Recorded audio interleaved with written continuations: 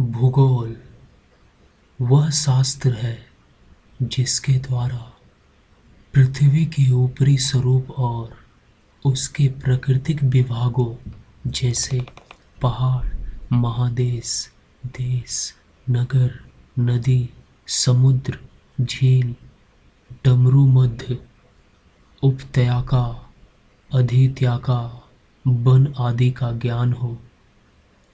प्राकृतिक विज्ञानों के निष्कर्षों के बीच कार्य कारण संबंध स्थापित करते हुए पृथ्वी तल की भिन्नताओं का मानवीय दृष्टिकोण से अध्ययन ही भूगोल का सार तत्व है।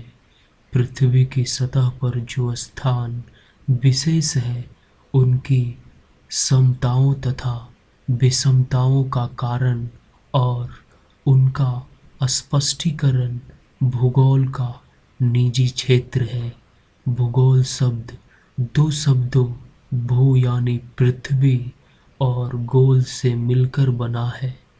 भूगोल एक और अन्य श्रृंखलाबद्ध विज्ञानों से प्राप्त ज्ञान का उपयोग उस सीमा तक करता है जहाँ तक वह घटनाओं और विश्लेषणों की समीक्षा तथा उनके संबंधों के यथासंभव समुचित समन्वय करने में सहायक होता है।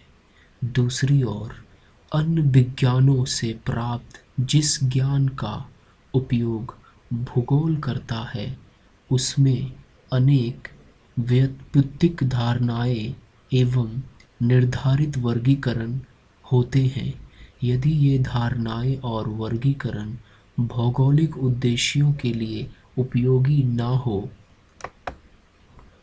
तो भूगोल को निजी व्युत्पत्तिक धारणाएं तथा वर्गीकरण की प्रणाली विकसित करनी होती है। अतः भूगोल मानवीय ज्ञान की वृद्धि में तीन प्रकार से सहायक होता है। विज्ञानों से प्राप्त तथ्यों का विवेचन करके मानवीय वासस्थान के रूप में पृथ्वी का अध्ययन करता है। अन्य विज्ञानों के द्वारा विकसित धारणाओं में अंतर्निहित तथ्य की परीक्षा का अवसर देता है, क्योंकि भूगोल उन धारणाओं का स्थान विशेष पर प्रयोग कर सकता है।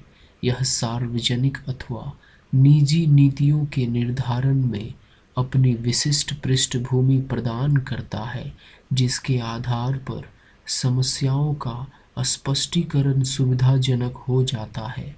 सर्वप्रथम प्राचीन यूनानी विद्वान इरेटोस्थनीज ने भूगोल को धरातल के एक विशिष्ट विज्ञान के रूप में मान्यता दी।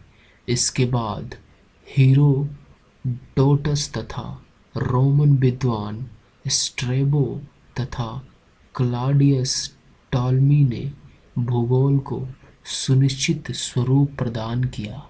इस प्रकार भूगोल में कहाँ, कैसे, कब, क्यों व कितने प्रश्न की उचित व्याख्या की जाती है।